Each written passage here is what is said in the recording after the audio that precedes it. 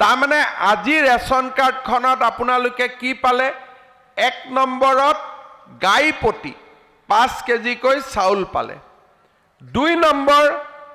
5 লাখ টকালৈকে বিনামূলীয়া সাহায্য পালে মেডিকেল বছৰত 3 নম্বৰ আমি কি পালো যে উজ্জ্বলা যোজনাৰ গেছ পাম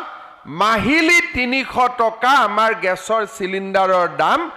আন সিলিন্ডাৰতকৈ কম হ'ব এইটো হল 3 নম্বৰ সুবিধা আমি চেষ্টা কৰি আছো একেদিনাই নহয় লাহে লাহে আমি কৰিম ইয়াৰ লগত 4 আৰু 5 নম্বৰ 4 আৰু 5 নম্বৰটো কি যে প্ৰধানমন্ত্ৰী ডাঙৰীয়াৰ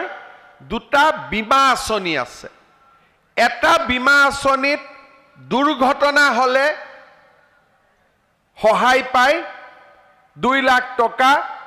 আৰু এটা বীমা আঁচনি আছে ঘৰত মৃত্যু হলে সেই মৃত্যু হোৱা পৰিয়ালটোৱে চৰকাৰৰ পৰা ইনস্যুৰেন্স লাভ কৰে কিন্তু সেই ইনস্যুৰেন্সখিনি আমাৰ অসমত জনপ্ৰিয় হোৱা নাই কাৰণ বছৰি 12 টকা দিব লাগে আমাৰ মানুহৰ লবও নাযায় আনিবও নাযায় আমি গুটেই ৰেচন কাৰ্ড থকা পৰিয়ালখিনিক চৰকাৰৰ ফালৰ পৰাই লাহেকৈ আমি বিনামূলীয়াকৈ ইনস্যুৰেন্স কৰি দিয়াৰ ব্যৱস্থা কৰিম যাতে ৰেচন কাৰ্ড থকা পৰিয়ালখিনিৰ অন্তত এক্সিডেন্ট বা ঘৰত মৃত্যু হলে চৰকাৰৰ পৰা যাতে এটা সহায় নিজে নিজে পাই যাব পাৰে এইটো আমি চতুৰ্থ এটা সুবিধা দিব খুজিম এবছৰতে নহব কিন্তু লাহেকৈ 26 চনৰ আগতে আমি এই কামটো কৰি দিম পঞ্চমতে মোৰ মনত ইচ্ছা আছে যে ৰেচন কাৰ্ড থকা পৰিয়ালবিলাকে অৰুণোদয়টো লাভ কৰক যাৰ যাৰ ঘৰত ৰেচন কাৰ্ড আছে সিলেকশন কৰিব নালাগে যাৰে ৰেচন কাৰ্ড আছে তাৰে অৰুণোদয় এতিয়া আমাৰ অসমত ৰেচন কাৰ্ডৰ পৰিয়াল আছে 52 লাখ অৰুণোদয় পায় 30 লাখ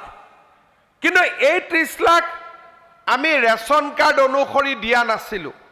গতিকে লাহেকৈ আমি অৰুণোদয় আঁচনিটো বদলাই যাৰে ঘৰত ৰেচন কাৰ্ড আছে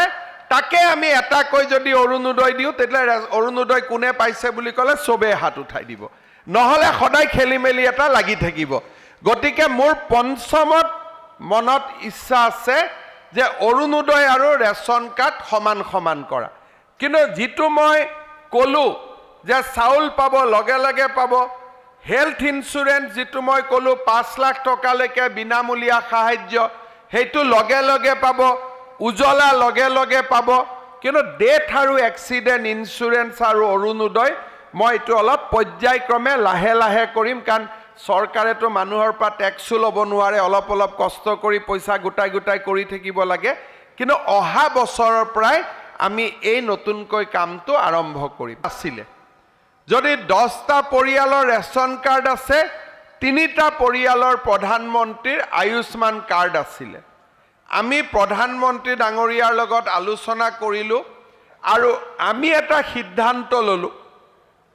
যে যিমান পৰিয়াল আছে ৰেচন কাৰ্ড যাৰ হাততে আছে তেওঁলোকক আমি চাউলৰ লগত আৰু এটা সুবিধা দিব পাৰো নেকি সুবিধাটো কি যে মেডিকেল ডিস্ট্ৰিক্ট হস্পিটাল আৰু নিৰ্দিষ্ট নাৰ্সিং হোমত আমি 5 লাখ টকাকৈ বিনামূলীয়া মেডিকেল আমি সুবিধা কৰি দিব পাৰো নেকি অৰ্থাৎ ৰেচন কাৰ্ডখন দেখালে 5 লাখ টকালৈকে আপোনালোকৰ ফ্ৰী ট্ৰিটমেন্ট হ'ব লাগে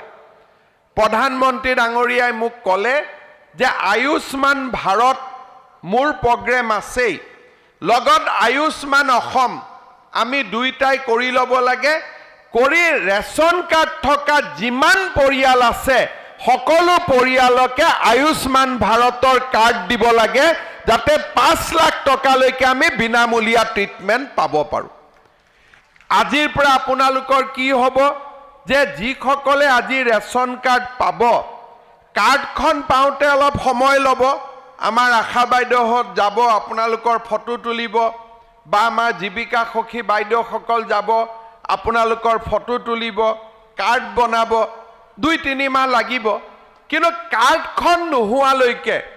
এই ৰেচন কাৰ্ডখন দেখুৱালে আপোনালোকে মেডিকেলত আহিলে 5 লাখ টকালৈকে বিনামূলীয়া সাহায্য আপোনালোকে লাভ কৰিব পাৰিব। তাৰমানে আজি 6,000 ফেমিলিৰ নাম আমি কম্পিউটাৰত ইতিমধ্যে ভৰাই দিছোঁ। ৰেচন কাৰ্ডখন দেখুৱালে আপোনালোকে ট্ৰিটমেণ্ট পোৱা আৰম্ভ হ'ব। আগত চাউল আছিলে, এতিয়া চাউলৰ লগত চিকিৎসাও হ'ল। 3 নম্বৰ আৰু এটা সুবিধা আমি ৰেচন কাৰ্ড থকা পৰিয়ালসকলক দিওঁ, সেইটো হ'ল ৰেচন কাৰ্ড থাকিলে প্ৰধানমন্ত্ৰী উজ্জ্বলা যোজনা পাব লাগিব। উজ্জ্বলা যোজনাত আমি কি পাওঁ যে প্ৰথমতে আমি গেছ ষ্টোভ এটা পাওঁ আৰু আমি প্ৰথমত এটা 5 কেজি ওজনৰ 2টা চিলিণ্ডাৰ আমি বিনামূলীয়াকৈ লাভ কৰোঁ। এইটো একবাৰ, কিন্তু তাৰ পিছত উজ্জ্বলা যোজনাত যিমানে গেছ ভৰাই আন মানুহতকৈ 300 টকা কম দামত গেছ কিনিব পাৰি। আজি মোৰ ঘৰত মই 900 টকাত গেছ কিনিম, কিন্তু উজ্জ্বলা যোজনা যাৰ থাকিব তেওঁলোকে 600 টকাত গেছ কিনিব পাৰে। তাৰমানে প্ৰত্যেক মাহত 300 টকা